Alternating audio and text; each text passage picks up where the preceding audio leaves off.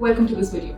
My name is Aradhana and today I'll be taking you through a series of poses that can help you combat stress and anxiety. First pose is cat and cow or marjariasana. Come on all fours with your elbows aligned with your wrists and your knees aligned with your hips.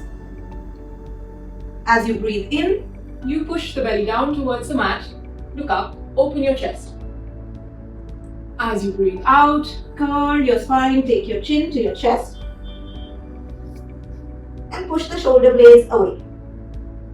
Inhale. The second position is adho asana or the downward facing dog. Push your hips back, plant your palms nicely on the mat, fingers separated. Keep pushing the hips back. If your heels don't come on the ground, let it be. Gently bend the knees and try and push your stomach towards your thighs. The back should be straight and let your head hang heavy. And take nice deep breaths in this position, at least 5.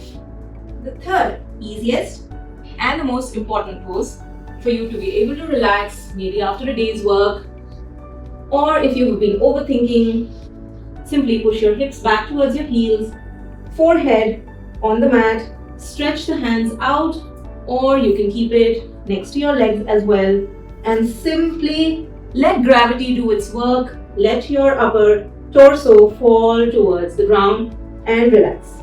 Another really useful pose to help combat stress or anxiety. Mainly all forward folds can help you do that, but here is paschimottasana or the seated forward fold. Keep your back straight, take the hands up. As you exhale, bring your stomach closer to the thighs, and wherever you can reach is fine.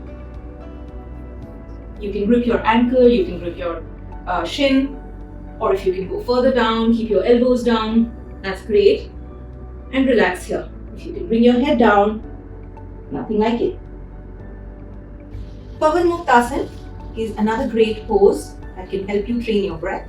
Simply fold your legs, bring your knees closer to your chest, hug the knees tightly, and you can stay here.